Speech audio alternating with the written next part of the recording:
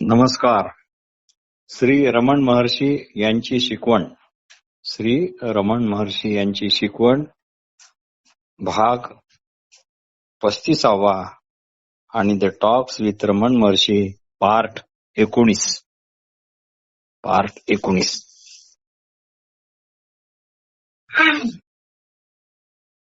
दिनांक 2 मे 1938. मी कोण आहे याची चर्चा चालू आहे. उपस्थितापैकी एकाने प्रश्न विचारला, मी कोण आहे हे मी कसे जाणू? मी कोण आहे हे मी कसे जाणू? महर्षी यावर म्हणाले, अशा दोन वस्तू थोड्याच आहेत की एक जाणणारी व दुसरी जाणल्या जाणारी. एक जाणणारी व दुसरी जाणल्या जाणारी.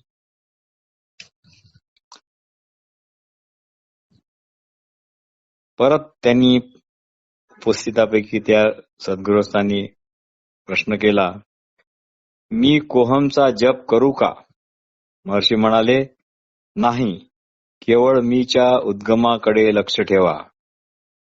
मीच्या उद्गमाकडे लक्ष ठेवा. प्रश्न, पण आपण काय म्हणता ते मला मुळीच कळत नाही. महर्षी म्हणाले,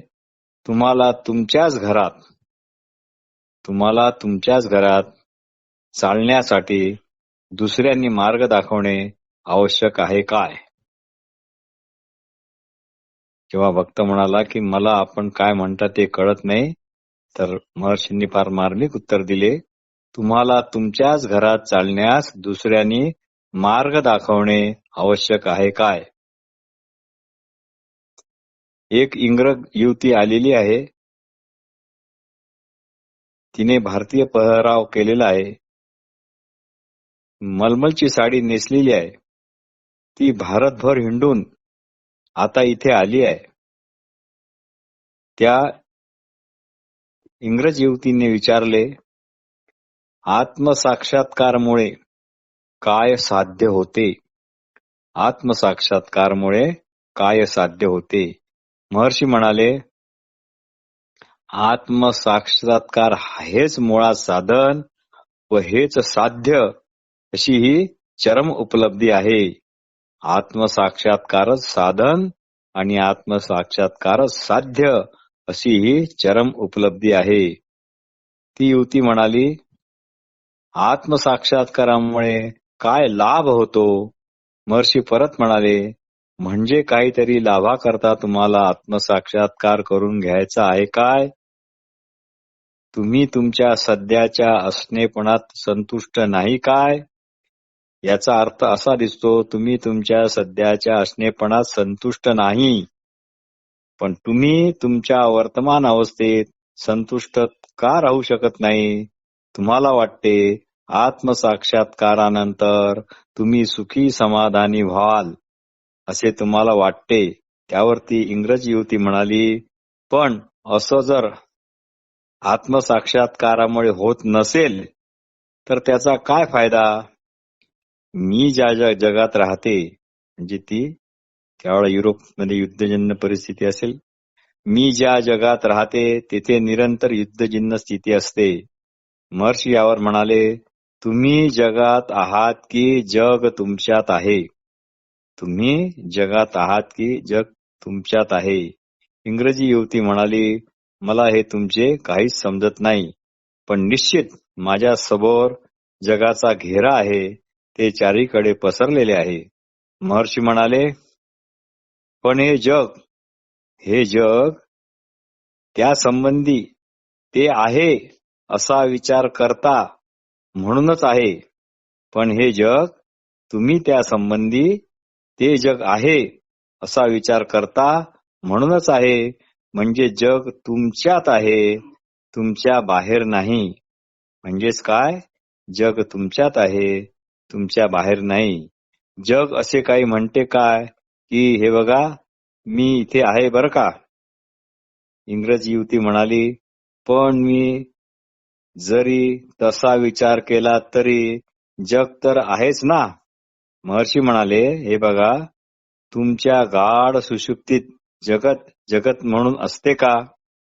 इंग्रजी युवती म्हणाली, अहो अवश्य असते, कारण मी गाढ निद्रेमुळे जगाचा अनुभव घेऊ शकत नाही इतकेच. पण जे जागे आहेत ते तर जगाचा अनुभव अवश्य घेतच आहेत ना.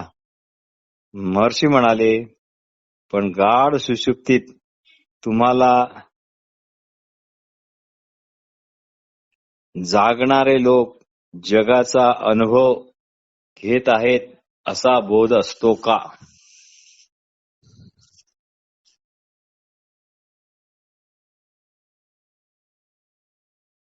महर्षी म्हणाले, तुमच्या गाढ निद्रेत जागणारे लोक जगाचा अनुभव घेत आहे याचा तुम्हाला बोध असतो का? तुम्ही जागे झाल्यावरच तसे म्हणू शकता ना. तुम्ही स्वतः जागे झाल्यावरच तसे म्हणू शकता ना. इंग्रजी युवती म्हणाली, मला वाटते माझ्या सुषुप्ती अवस्थेत पण बाह्य जग जसेच्या तसेच असते. मला वाटते माझ्या सुषुप्ती अवस्थेत पण बाह्य जग जसेच्या तसेच असते. फक्त मला त्याचे भान नाही इतकेच काय ते. इतकाच काय तो फरक आहे. माझ्या सुषुप्ती अवस्थेतही जग असते असे म्हणायला तुमची काय हरकत आहे? महर्षी म्हणाले, तुमच्या गाढ निद्रेत ज्यांना जगाचा बोध त्या क्षणी होत आहे असे लोक तुमच्या गाढ निद्रेत येऊन तशी साक्ष देतात काय? महर्षी म्हणाले, तुमच्या गाढ निद्रेत ज्यांना जगाचा बोध त्या क्षणी होत आहे असे लोक तुमच्या गाढ निद्रेत येऊन तशी साक्ष देतात का? अर्थात देऊ शकत नाही. उलट तुम्ही जागे झाल्यावर म्हणता, मी गाढ झोपेत असताना हे लोक जगाचा अनुभव घेत होते. उलट तुम्हीच जागे झाल्यावर म्हणता, मी गाढ झोपेत असताना हे लोकच जगाचा अनुभव घेत होते. आणि दुसरे महत्वाचे की किंबहुना अति महत्वाचे की जे लोक त्यांच्या जागेपणी आणि तुमच्या गाढ झोपेच्या क्षणी जगाची प्रतीती अनुभवत होते ते जगाला जसे आहे तसे थोडेच पाहत होते. ते जगाला जसे आहे तसे थोडेच पाहत होते. ते पण त्यांच्या त्यांच्या भ्रमानुसार, त्यांच्या त्यांच्या संकल्प कल्पनेनुसार आणि त्यामुळे झालेल्या भ्रमित दृश्यालाच जग म्हणून, अर्थात त्यांच्या त्यांच्या कल्पनेच्या जगालाच ते पाहत होते ना. म्हणून त्यांची साक्ष काही कामाची नाही. उदाहरण लक्षात घ्या. समजा दोन मित्र जवळजवळ झोपले आहेत. त्यातील एकाला आधीच झोप लागली आहे आणि त्याला एक स्वप्न पडते. त्या स्वप्नात तो आपल्या या मित्राबरोबर हिमालयात भटकत आहे. गंगोत्री, यमुनोत्री, उत्तम शिखरे, कोसळणारे जलप्रपात वगैरे वगैरे या सगळ्यांचा ते आनंद घेतात. आणि नंतर तो जागा होतो आणि जवळच त्याचा मित्र गाढ झोपलेला आहे. तो त्याला हलवून हलवून उठवतो आणि म्हणतो, अरे आपण किती छानपैकी हिमालयात भटकत होतो नाही का? दुसरा मित्र जागा होतो आणि आपल्या कपाळावर हात मारून म्हणतो, गड्या हे स्वप्न तुला पडलेले दिसते, मला नाही. उलट तू मला झोपेतून उठून माझ्याच स्वप्नाचा भंग केला. अरे मी छानपैकी काश्मीरच्या सृष्टी सौंदर्याचा आनंद घेत होतो. तू पण माझ्या बरोबर स्वप्नात माझ्या सोबत होतास ना. आपण खूप खूप मजा केली. यावर रमण महर्षीला काय म्हणायचे ते अतिशय स्पष्ट होते. दिनांक 12/7/1938 म्हैसूरहून आलेल्या एका युवकाने विचारले. युवक म्हणाला, मी माझा हा देह कसा ग्रहण केला? महर्षी म्हणाले, हा प्रश्न तुम्ही विचारत आहात ही देह विचारित आहे. कारण संशय देहाला होत नाही, कारण तो तर निष्क्रिय आहे, जड आहे. तर तो युवक म्हणाला, पण या दोघांचा काय संबंध आहे? महर्षी म्हणाले, गाढ झोपेत किंवा सुषुप्तीत तुम्हाला देह मन बुद्धी याचा बोध राहत नाही. त्यावेळी तुम्ही मी माझा देह कसा ग्रहण केला हा प्रश्न उपस्थित करू शकत नाही. पण तरीही तुम्ही असताच. पण जागृत अवस्थेत हा प्रश्न कुणाला होत आहे, हा प्रश्न कुणाला पडला आहे याचाच मनापासून शोध घ्या. युवक म्हणाला, अर्थात हा प्रश्न व्यक्तीला पडला आहे, अहंकाराला पडला आहे. महर्षी म्हणाले, होय, देह व अहंकार एकदमच प्रगट होतात आणि एकदमच लुप्त पण होतात. सुषुप्तीत अहंकाराचे नामोनिशाण नसते, पण तुम्ही असता. पण सध्या अहंकार आहे. या दोघा अवस्थेत तुमची वास्तविक स्थिती कोणती? सुषुप्तीत तुम्ही असता, पण तेच सध्या पण आहे, तेच सध्या पण आहात. मग आताच संशय किंवा प्रश्न तुम्हाला का पडावा? असा प्रश्न तुम्हाला सुषुप्तीत किंवा तुमच्या गाढ निद्रेत पडला नव्हता. कारण संशय प्रश्न इत्यादी हे अहंकाराला पडतात, तुम्हाला नाही. कारण संशय प्रश्न हे सर्व अहंकाराला पडतात, तुम्हाला नाही. फक्त आता अहंकाराचे मूळ शोधा, मग राहतो का अहंकार संशय हे पहा.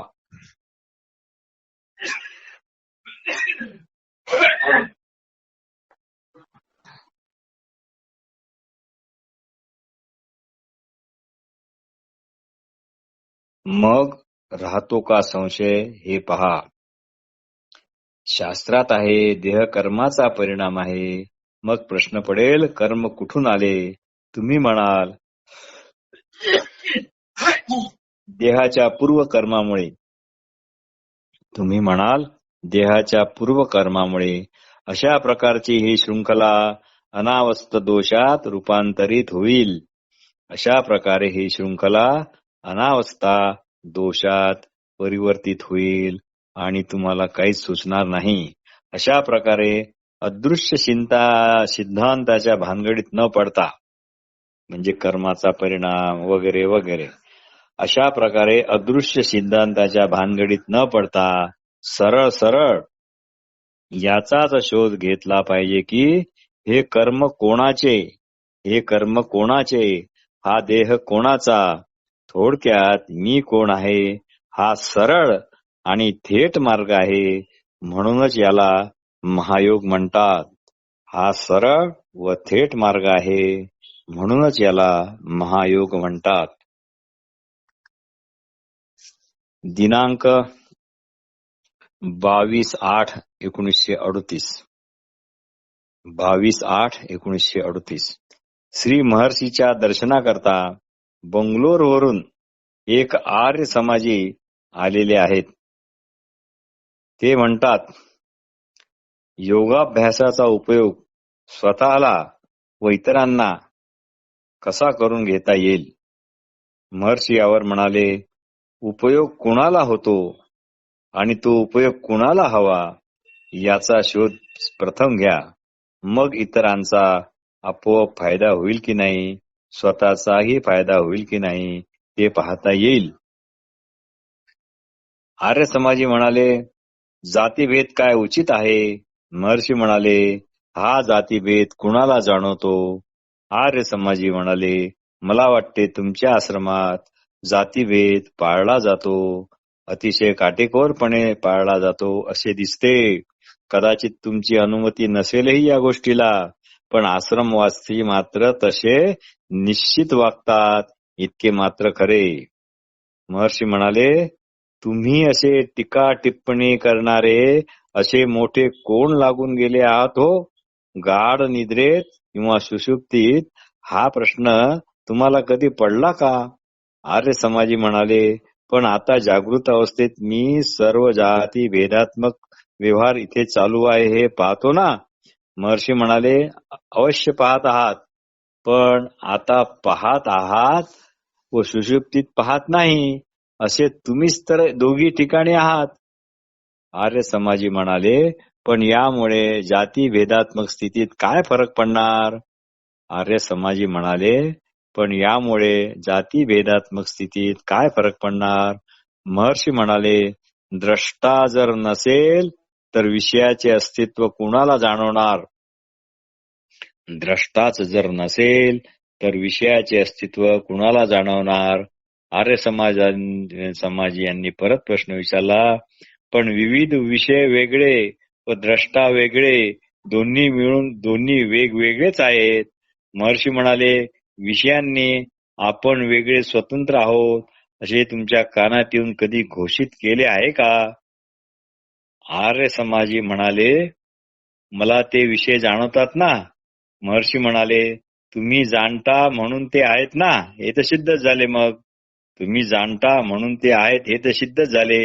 म्हणजे विषयांना तशी स्वतंत्र आणि वेगळी सत्ता नाही, विषयांना तशी स्वतंत्र असे अस्तित्व नाही, असेच ना. आर्य समाजी म्हणाले, पण मी जरी ते जाणले नाहीत तरी ते तर आहेत तसेच आहे ना. मी जरी ते जाणले नाही तरी ते तर आहे तसेच आहे ना. सर्व जग त्याचा पुरावा आहे. महर्षी यावर म्हणाले, म्हणजे तुम्हाला वाटते तुमच्याशिवाय ते सर्व असू शकतात.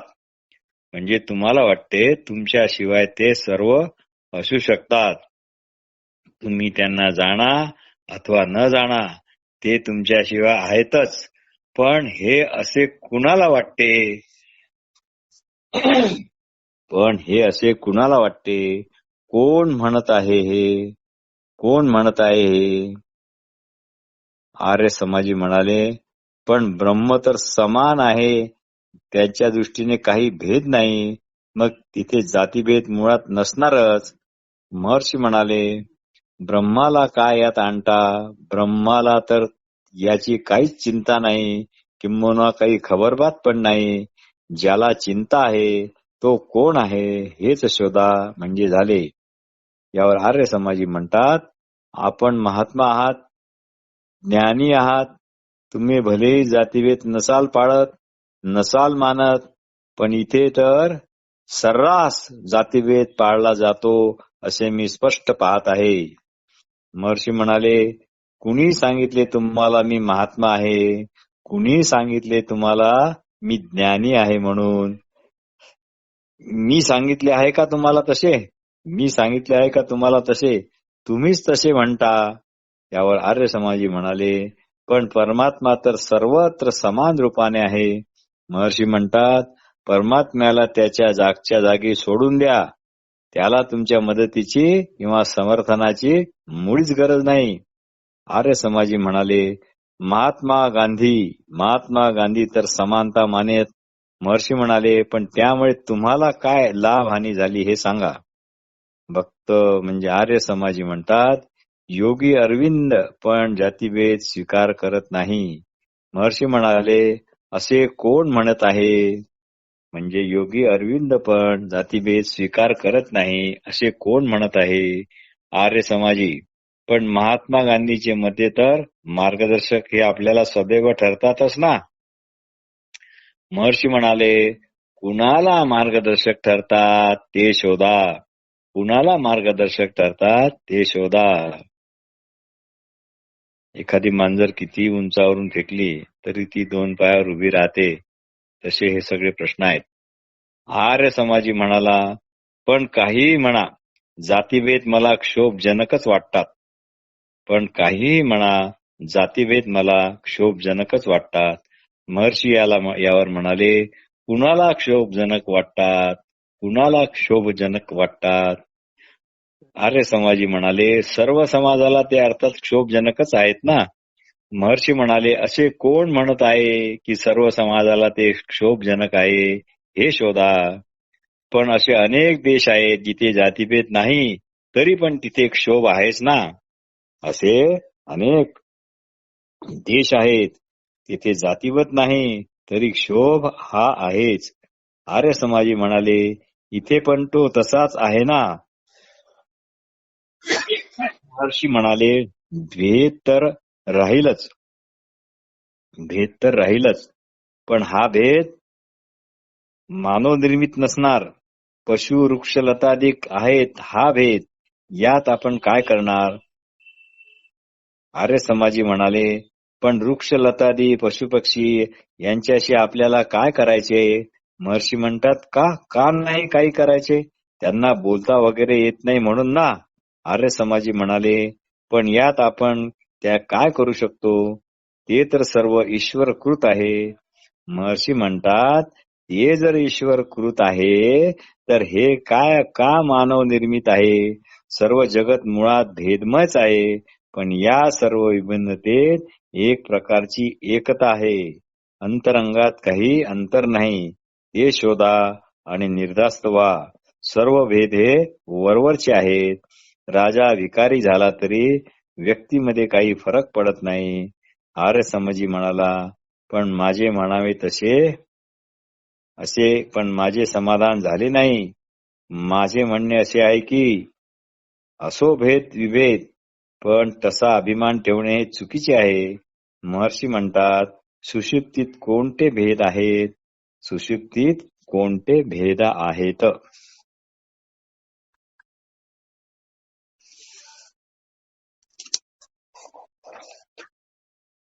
22/9/1938. एकाने प्रश्न विचारला, नेहमीचाच आहे तो, जगत सत्य की मिथ्या? जगत सत्य की मिथ्या? कारण काही अद्वैती जगाला सत्य मानतात आणि काही अद्वैती जगाला असत्य मानतात. महर्षी यावर म्हणाले, स्वपासून जर पृथक मानले तर असत्य किंवा मिथ्या, आणि स्वच मानले तर सत्य.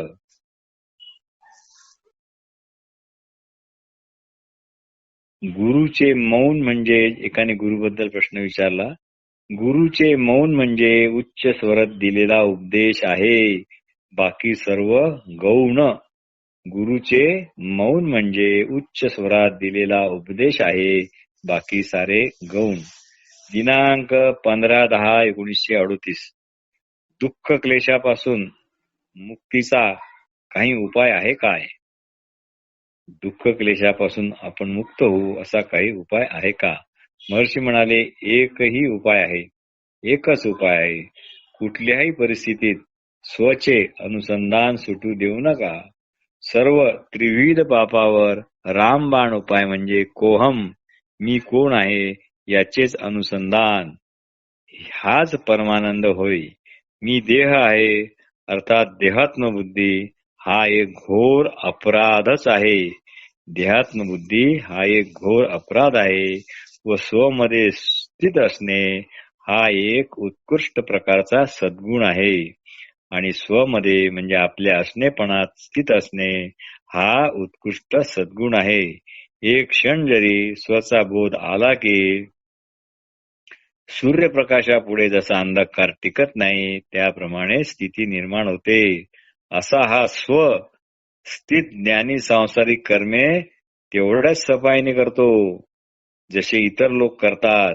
जसे कावळा, मागे बोललो आपण याविषयी, जसा कावळा डोळे फिरवून दूरचे जवळचे पाहतो, हत्ती एकाच सोंडेत श्वास चालू ठेवून पाणी सुद्धा त्याच वेळी ओढून पितो, साप पाहण्याकरता आणि श्रवणाकरता एकाच इंद्रियाचा वापर करतो, असे म्हणतात, त्या प्रकारचे हे आहे. तरी प्रश्न आला, ध्यान करताना डोळे बंद अथवा उघडे ठेवून केल्यास काही फरक पडतो का? किंवा यामध्ये काही फरक असतो का? महर्षी म्हणाले, भिंतीपासून दूर उभे राहून चेंडू जर भिंतीवर आपटला तर तो परत फिरून आपल्या हाती येतो. पण भिंत जवळ जर चेंडू आपटून उभे राहिलो तर चेंडू हाती येत नाही. पण आपण भिंतीजवळच जर चेंडू आपटून उभे राहिलो तर चेंडू हाती येत नाही, तो दूर पडतो, त्याचा टप्पा खूप दूरवर जातो. डोळे बंद असले तर हा फायदा होतो. विचाराचे विश्लेषण करता येते. प्रश्न, जगात दुर्जनाचे आधिक्य आहे, दुःख क्लेश भरपूर आहेत. महर्षी म्हणाले, सर्वच गुरु स्वरूपात पहा. या सगळ्यांनाच गुरु स्वरूपात पहा. दुर्जन दुष्कृत्य करतात व सावधान करतात ते आपल्याला आमच्यासारखे होऊ नका. भक्ताचा प्रश्न. मला वाटते एकांतवासात ध्यान धारणेत काळ घालवावा. एकांतवासात ध्यान धारणेत काळ घालवावा, पण ते शक्य दिसत नाही. महर्षी म्हणाले, तुम्ही कुठेही असा, तुम्ही तुम्हीच आहात. त्यात काहीही फरक पडणार नाही. पण जर स्वत स्थित नसाल तर निर्जन स्थान काय, कोलाहल पूर्ण बाजार काय, काहीच फरक पडणार नाही. नुसते डोळे मिटून तासनतास बसण्यात काय फायदा. जगत तुमच्यातच आहे, ते बाहेर नाही. यावरच चिंतन मनन करत राहा.